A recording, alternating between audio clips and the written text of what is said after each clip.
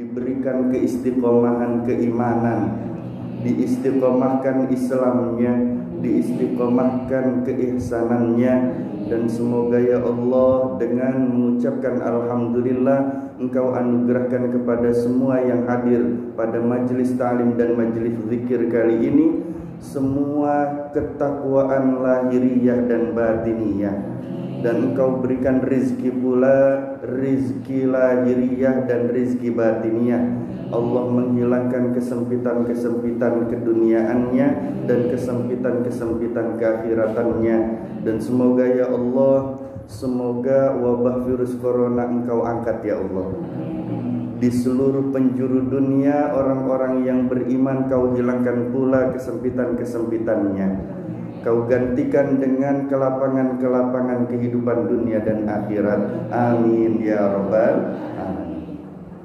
Salawat yang indah, salam yang terbaik kepada Nabi Muhammad sallallahu alaihi wasallam. Semoga Allah Subhanahu wa taala mengumpulkan kita dengan baginda Rasulullah sallallahu alaihi wasallam. Ibu-ibu yang dimuliakan oleh Allah Subhanahu wa taala. Untuk mengawali pengajian kita, maka perlu kami ingatkan akan pentingnya niat. Pentingnya niat.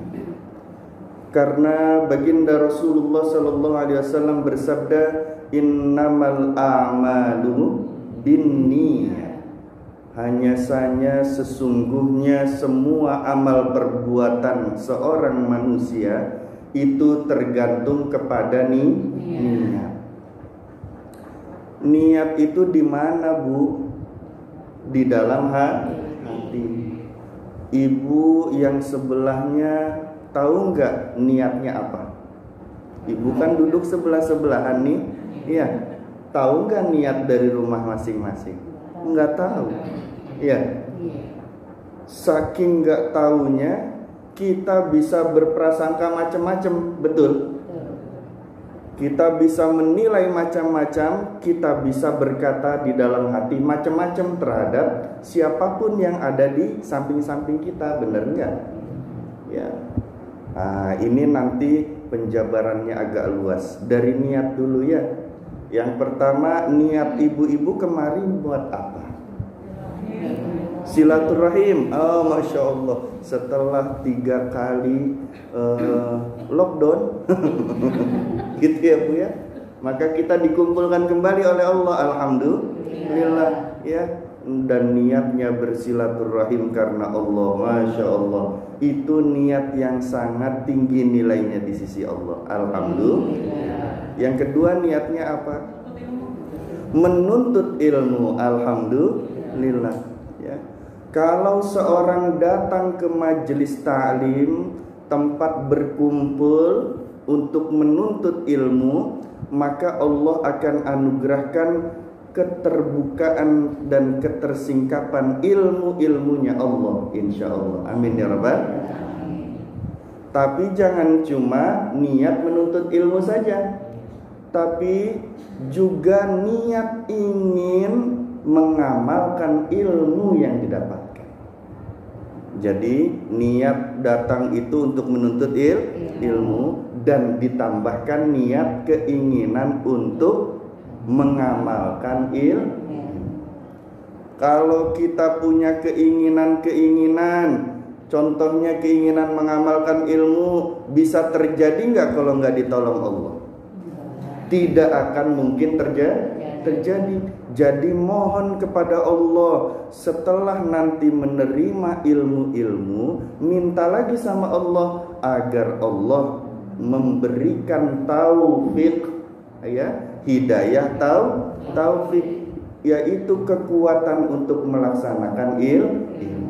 Terus yang selanjutnya niatnya apa lagi Bu?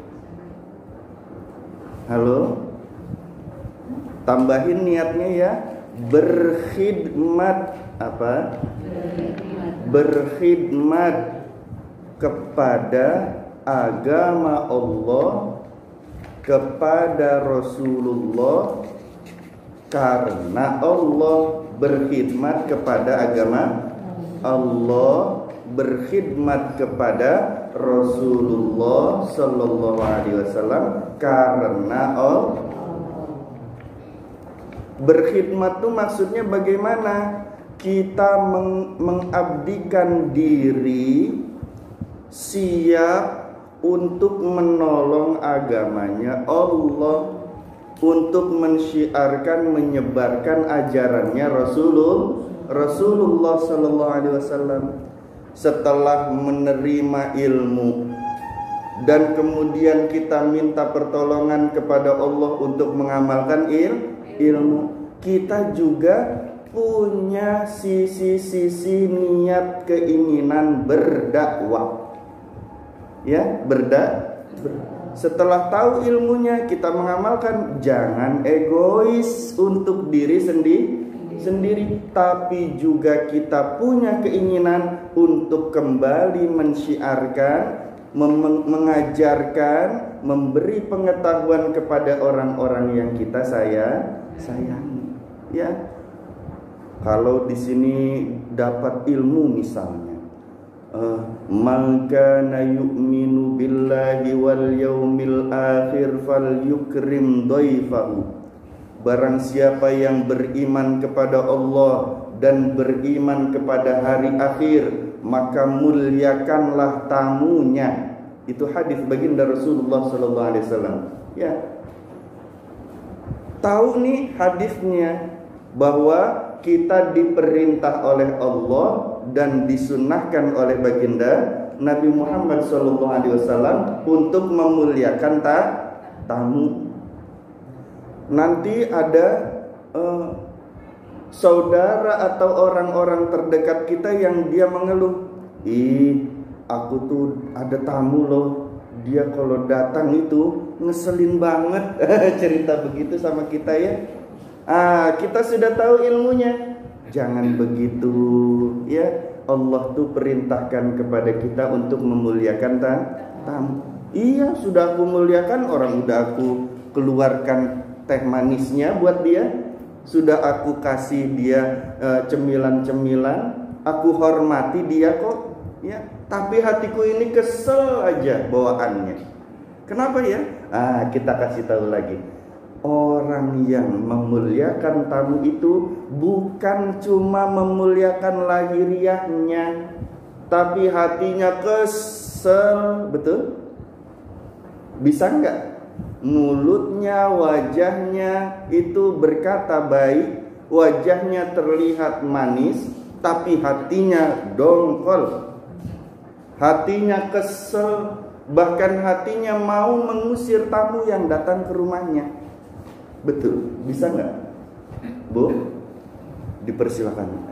Iya masuk, silakan. Ayo silakan duduk. Hatinya mah, ngapain sih dia datang kemari? Ayo silakan diminum. Jangan mau minjem duit ya. Ayo silakan diminum. Ayo silakan dimakan kuenya. Aduh, nggak enak banget kalau ada dia, hawanya udah panas. Haredang begitu ya. Nggak juga Pak Ustaz. Oh nggak juga. Iya. Ini bentuk memuliakannya bukan cuma lahiriah.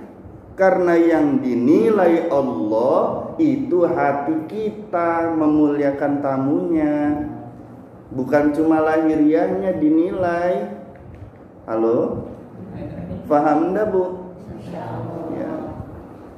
Bentuk pengamalan takwa kita yaitu menjalankan perintah Allah. Allah memerintahkan memuliakan tamu itu bukan cuma lahiriahnya saja yang senyum, hatinya cemberut.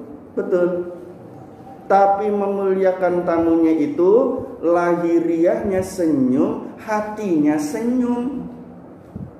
Sering gak, Bu, kedatangan tamu, ketemu sama orang atau di mana-mana ketemu orang, tapi ngeselin.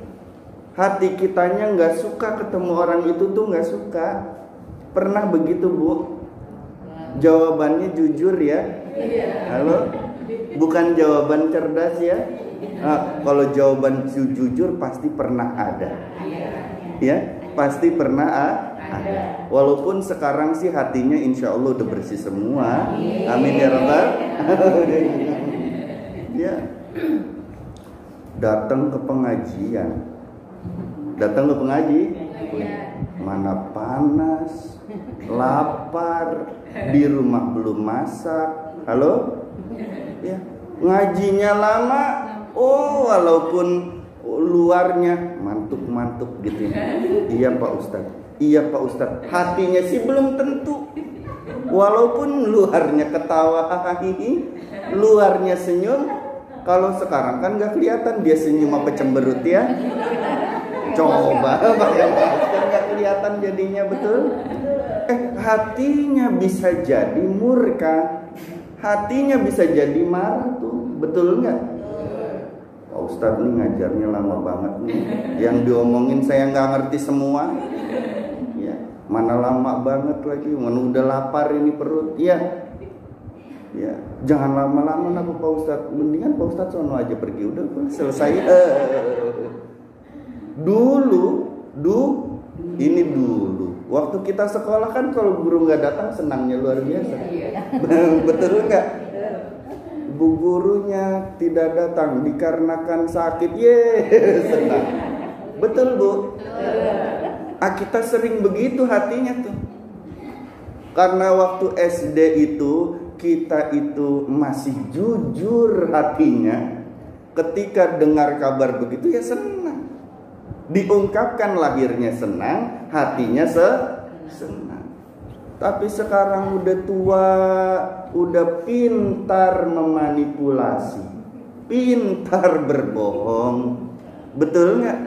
Berbohongnya gimana? Luarnya manis, dalamnya asem. Betul Bu? Ini bentuk pengamalan takwanya harus lahir batin. Bukan cuma lahirnya saja. Ya. Ini namanya berkhidmat kepada agama Allah. Kembali lagi, kita itu memiliki niat dan keinginan setelah mendapat ilmu, ya, mengamalkan ilmu yang tentunya ditolong Allah. Kita juga punya keinginan untuk menyebarkan agamanya Allah.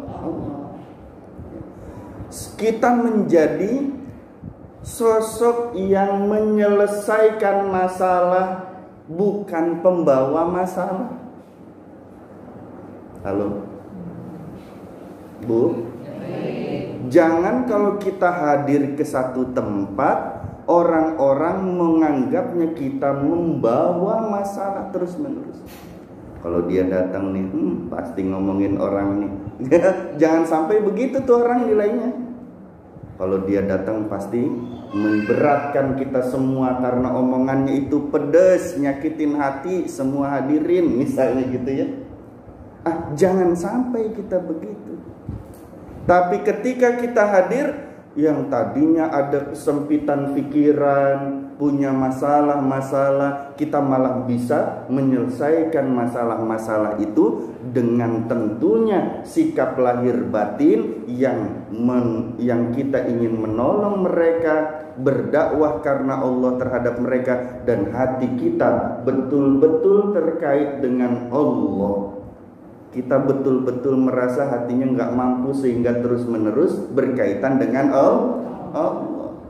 Bu, begitu ya. Jadi kalau punya ilmu jangan disimpan sendiri, dibagi-bagi. Insya Allah.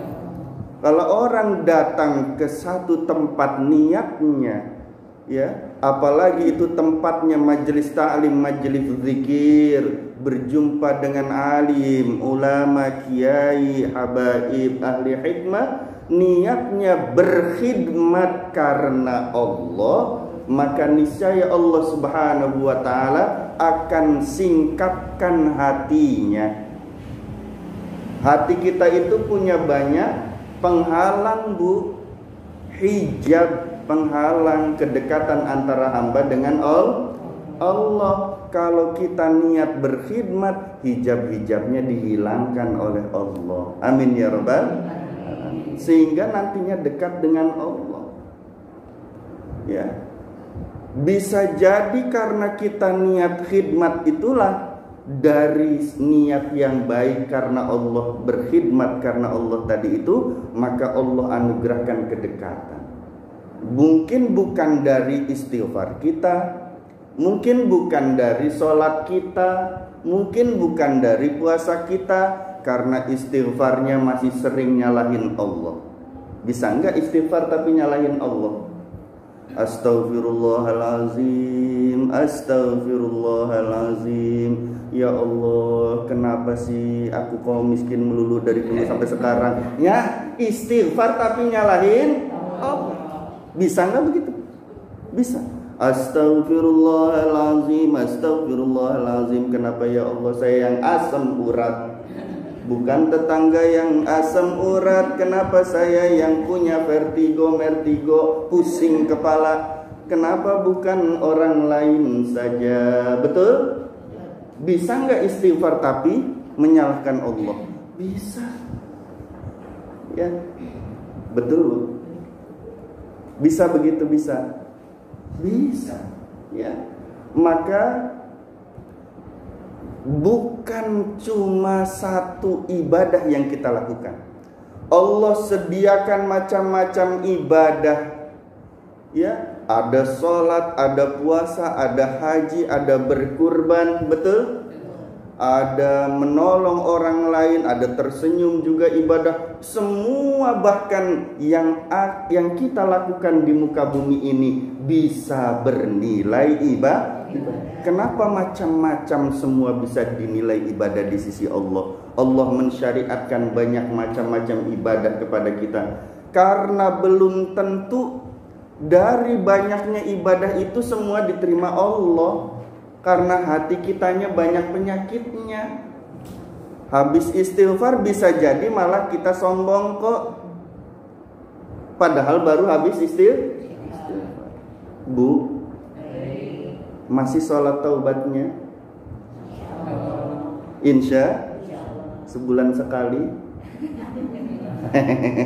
Enggak, paling setahun sekali Ustaz. Ya alhamdulillah ya. Kenapa enggak setiap hari? Karena dosa kitanya tiap hari. Ya, tiap malam 2 rakaat, Bu. 2 rakaat itu enggak lebih atau tidak terlalu jauh dari 5 menit kok, Bu. Atau bahkan biasanya kalau kita kan sholatnya super singkat ya, bahkan enggak nyampe 5 menit tuh kayaknya. Betul? Sholat taubat tuh enggak nyampe 5 menit. Coba kalau kitanya ngobrol bareng temen bisa berjam-jam ya. Tapi sholat taubat yang 5 menit berat gak? Berat. Butuh pertolongan Allah gak? Butuh. Minta jadinya sama Allah. Terus tambahin lagi niatnya. Setelah berkhidmat apalagi niatnya? Niat mendapatkan zikir-zikir dan mengamalkannya.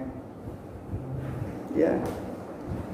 Dari rumah nih ya Allah, kalau nanti aku mendapatkan zikir-zikir, ya, aku mendapatkan doa-doa yang diajarkan oleh guru, ya Allah tolonglah agar aku dapat melaksanakannya.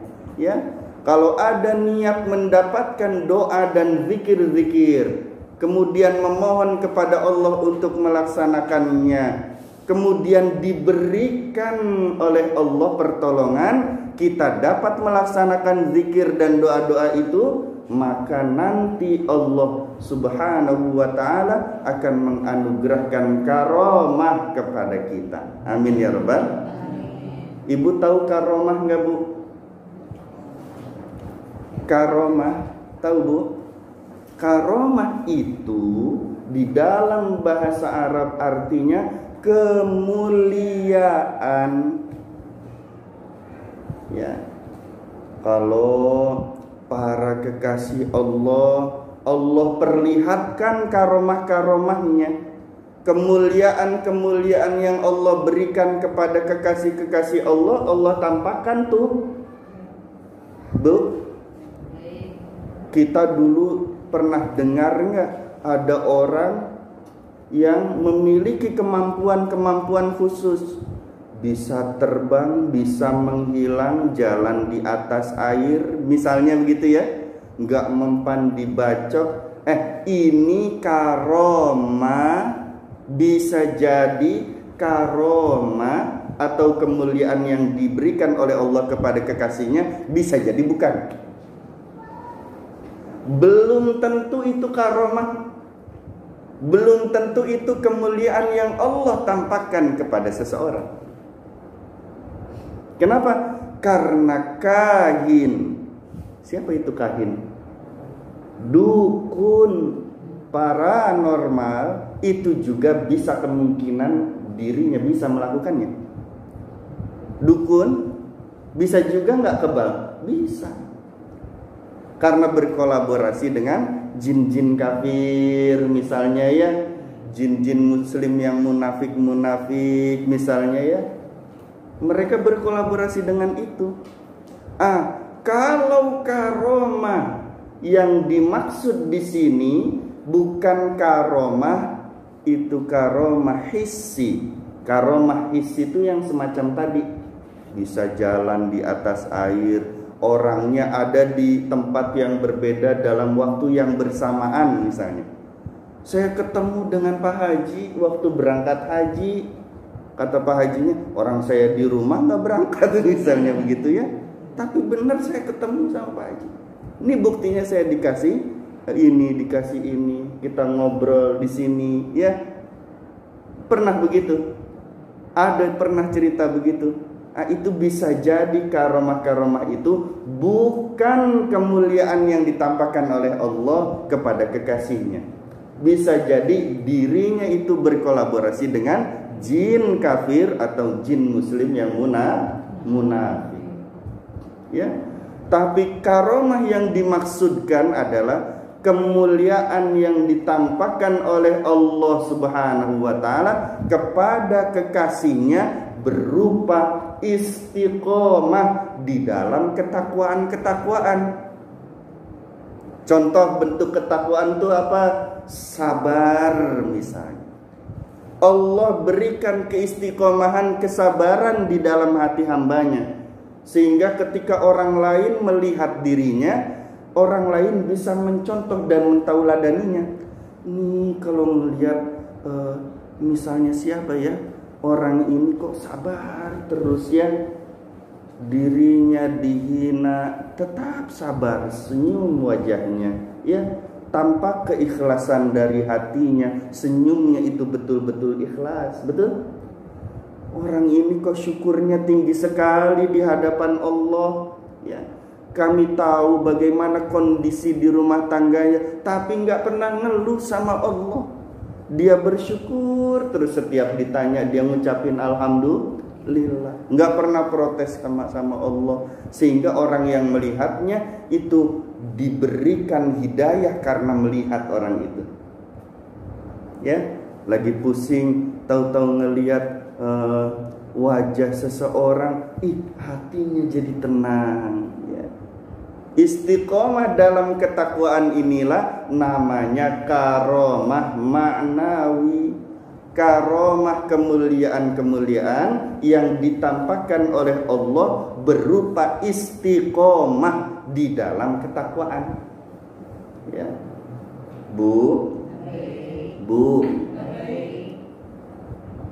lebih dinilai Allah itu hatinya, bukan lahiriahnya. Maka kalau karomah yang hissi, yang kelihatan ya, itu kemuliaan-kemuliaan itu tingkat rendah, dan itu akan dibuka oleh Allah kalau sudah kepepet waktunya. Contoh Ibunda Siti Maryam radhiyallahu anha. Ya, siapa itu Ibunda Siti Maryam? Ibunda dari Nabiullah Isa. Itu lagi kepepet, hamil besar, ya, nggak ada orang di sekitarnya karena diasingkan. Betul? Apa itu? Adapun korma yang besar, nggak usah diapa-apain, pohon kormanya cuma ditepuk doang sedikit. Oh, kurmanya berjatuhan, bisa makan jadinya. Ya, kalau secara akal pikiran nggak mungkin. Korma pohon yang segitu gede digoyang-goyang, orang-orang lagi hamil besar, hamilnya besar, susah nggak bu? Susah. Ya, ini cuma ditepok doang, kurmanya berjatuhan. Ya, itu namanya karomah. Ya, sehingga bisa makan. Ya. Itu karomah hissi namanya. Yang paling dinilai Allah itu karomah maknawi, kemuliaan hatinya. Innallaha la yanzuru ila suwarikum. Allah enggak ngelihat lahiriah kalian, bentuk tubuh kalian. Mau hidungnya pesek, enggak ada ya yang hidung pesek ya. Mau hidungnya mancung keluar atau mancung ke dalam. Enggak ada pesek berarti ya. Mancung ke dalam atau mancung keluar. Ya, mau matanya belok, mau matanya sipit, enggak, Allah enggak nilai itu. Ya. Allah juga la yanzuru ila amwalikum, enggak ngelihat harta. Mau hartanya sedikit, mau hartanya banyak, mau enggak punya harta, enggak dinilai Allah. Ya, walakinnallaha yanzuru ila qulubikum, akan tetapi yang dinilai Allah itu hatinya yang dinilai Allah. Mau orang itu bagus semacam apa lahiriahnya, ya, mau baik semacam apa lahiriahnya, kalau hatinya buruk di hadapan Allah, tetap dinilai buruk di sisi Allah. Berat bu, ya. Berat enggak? Contoh, kalau kita kan makan apa, teri apa itu namanya? Teri jengki. Itu kan enak-enak aja, betul bu? Apalagi tambahin pete, tambahin jengkol, ya kan enak pakai sambal. Betul nggak? Lapar. Tapi anak sekarang belum tentu tuh bu. Ya. Pengennya apa? KFC, McD, ya, hoka-hoka bentol, kan begitu? Ya, kagak doyan kita mah ya. Bu, ya, ketika anak kita makan, dia marah-marah. Makanan apa ini bu? Makan kok ikan kecil-kecil begini. Ikan tuh yang besar, bukan ikan kecil, maksudnya ikan teri ya. Nggak enak ini mah bu, tuh enaknya mah yang hamburger. Ya, pengennya yang hotdog, pengennya yang kebab. Wah, yang semua macam-macam makanan yang sekarang disebutin semua. Ya, hati kita tuh bisa kesel nggak bu? Kalau anak kita begitu, kesel nggak? Keselnya ibu-ibu itu dinilai nggak sama Allah? Dinilai. Hati-hati, kesalnya ibu-ibu dinilai.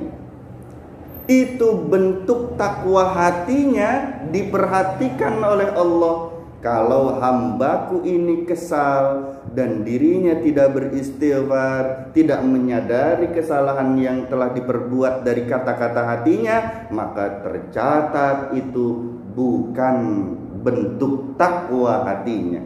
Kalau tidak tercatat bukan orang yang bertakwa, maka dirinya belum bertakwa di hadapan Allah. Nauzubillahi min.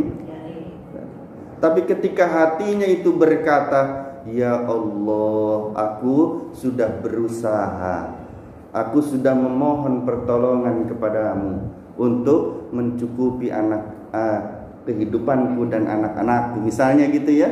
Yang ada cuma ini ya Allah, dan aku pun bersyukur dan menerima apa yang telah Engkau berikan. Tapi ternyata anakku itu tidak mau menerimanya, tidak ridho dengan kondisi yang semacam ini. Lockdown makanannya ya Allah. Misalnya begitu ya.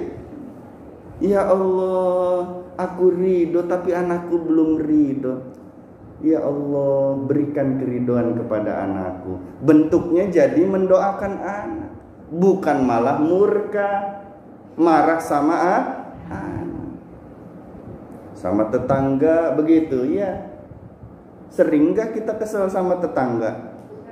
Tuh bukan kata saya kan? Kita lagi enak-enak mau istirahat, tetangganya lagi berantem suami istri, naudzubillahimin. Ya Allah, orang tengah malam begini malah berantem, kesel banget ya Allah, gitu ya. Manggil Allah, cuma kesel sama Allah, sama tetangganya, betul? Ya.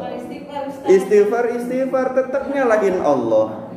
Tapi nggak hilangin kan Pak, ada tali belum dikeluarin kan? Betul, sulit. Benar. Dan itu berat, betul. Iya Pak, benar. Udah berusaha sholat masih tergambar dalam sholat. Masih keselnya tuh masih ada. Betul. Iya. Masih nyesek gitu. Tetap aja gitu ya. Lagi masak, saking keselnya sama tetangga yang kayak begitu tuh ya, tuh naruh bawang juga enggak begini, sering enggak, iya, motong cabai juga enggak. Yang kita bayangkan apa? Mulutnya tetangga. Iya, lagi motong itu ikan, ngebersihin perutnya. Halo? Ikan dipotong, perutnya dikeluarin, betul? Yang nggak baiknya, itu kita bayanginnya perut tetangga kita keluarin. Akan saking keselnya begitu orang tuh, betul nggak? Ya Allah, ngegeprek jahe nggak kira-kira. Saking banget keselnya sama anak, saking banget keselnya sama tetangga. Jahe nggak salah apa-apa digeprek itu. Kata jahe, saya salah apa? Saya digeprek begini ya. Betul nggak? Kucing lewat kita marahin, kita tendang, betul? Ada kecoa kita geprek, ya. Ada nyamuk, wah nggak ada ampunnya. Pokoknya kesel deh pokoknya. Yang begitu tuh bentuk takwa hati tuh sulit. Maka butuh kita pertolongan Allah. Kita harus banyak berdoa kepada Allah agar Allah memberikan ketakwaan di dalam hati kita. Ya, amin ya rabbal. Ada satu doa yang diajarkan oleh baginda Rasulullah SAW agar hati kita juga bertakwa. Keselnya itu mungkin ada tapi nggak kelamaan, kan begitu? Yang tadinya kesel, sakit hatinya kan, dan sulit itu menghilangkan kekesalannya, membuat kesempitan di dalam hati. Nanti kalau berdoanya sungguh-sungguh, insya Allah diganti dengan kelapangan hati oleh Allah. Amin. Diganti oleh Allah dengan hati yang bertakwa. Amin. Hatinya nggak sempit lagi, tapi hatinya seluas samudra, bahkan lebih luas lagi. Amin ya Rabbal. Ditulis, diingat, dihafalkan, dan niatkan dalam hati untuk mengamalkannya. Mohon kepada Allah pertolongan agar Allah memberikan anugerah kita dapat melaksanakannya. Amin ya Rabbal. Bismillahirrahmanirrahim. Ditulis. Ya. Kalau nggak ditulis berarti sudah hafal insya Allah ya. Kalau orang dulu tuh nggak pakai ditulis, dilangsungkan ya, dari omongan guru langsung dihafalin. Tapi kalau sekarang kan susah ya, kita kebanyakan dosa jadi harus ditulis. Allahumma ati, jangan pakai H tapi A saja. Ati. Allahumma ati. Iya, betul. Sudah? Nafsi. Nun fa sin ya. Iya. Nafsi. Ati nafsi.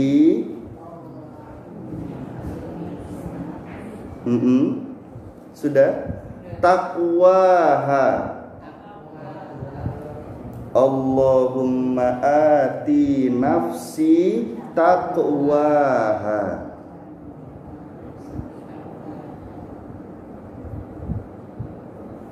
Wa zakkaha. Wa zakkaha.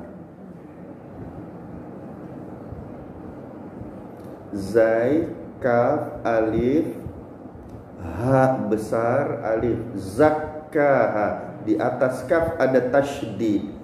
Allahumma ati nafsi taqwaha wa zakkaha. Sudah sampai situ?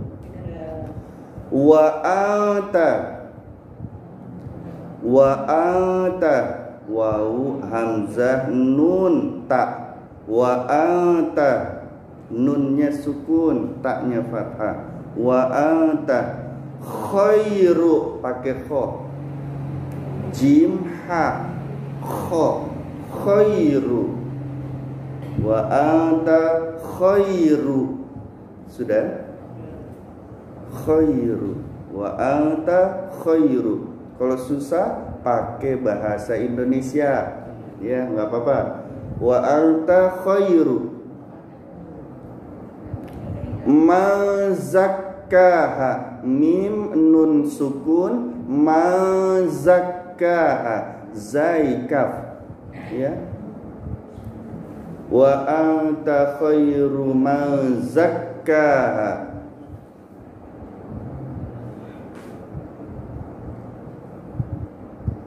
Sudah? Wa anta khairu man zakkaha. Anta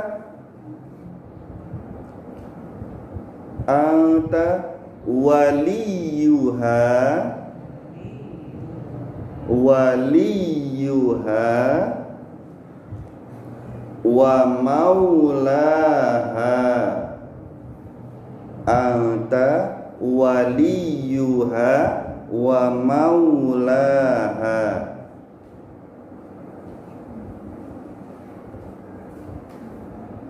Anta waliyuha wa maulaha. Sudah? Coba diperhatikan lagi tulisan catatannya, dari awal dibacakan ya. Bismillahirrahmanirrahim. Allahumma ati nafsi taqwaha wa zakkaha wa anta khairu man zakkaha. Anta waliyuha wa maulaha. Alhamdulillah. Artinya sekarang, ya Allah, anugerahkanlah kepadaku.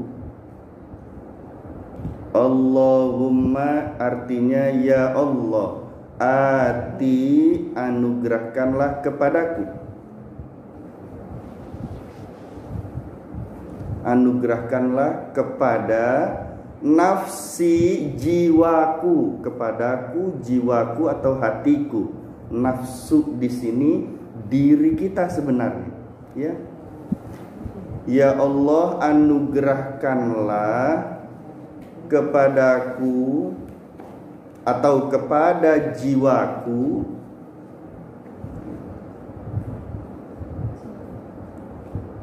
taqwaha, ketakwaannya.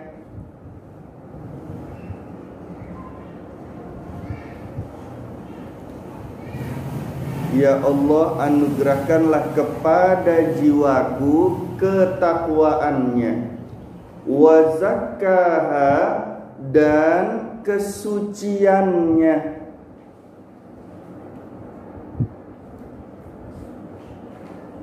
Sudah?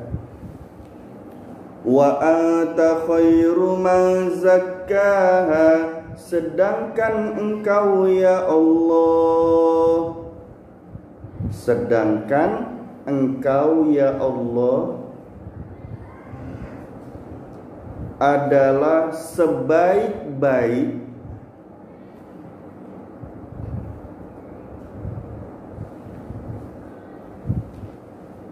Sedangkan Engkau ya Allah adalah sebaik-baik zat yang mensucikannya.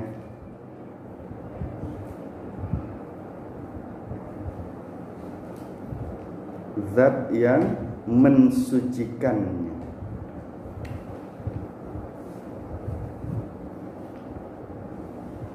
Sudah.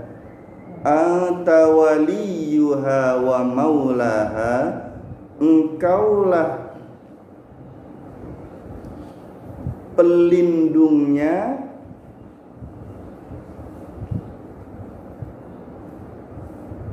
dan pengawasnya.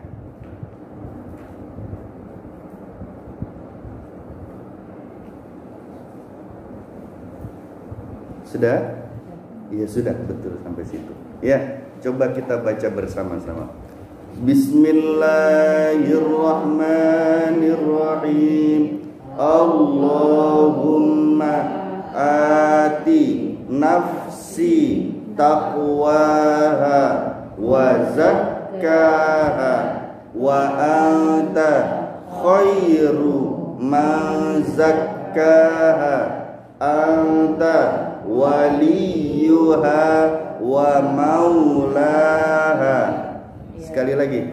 Allahumma ati nafsi taqwaha wa zakkaha wa anta khairu man zakkaha anta waliyuha wa maulaha. Bu, kalau keselnya nggak hilang-hilang, hatinya merasa sempit, ya, dan hatinya ingin dilapangkan dan disucikan oleh Allah, dibaca doanya ya, insya Allah. Ngadepin orang kesel melulu, sempit hatinya, ketemu orang itu tuh ya bawaannya gondok melulu, ya Bu, dibaca doanya, insya paling enggak sekali sehari dibacanya ya subuh. Kenapa tuh? Doa agar hatinya itu diberikan ketakwaan dan disucikan hatinya oleh Allah, agar Allah menganugerahkan ketakwaan di dalam hati dan hatinya disucikan oleh Allah.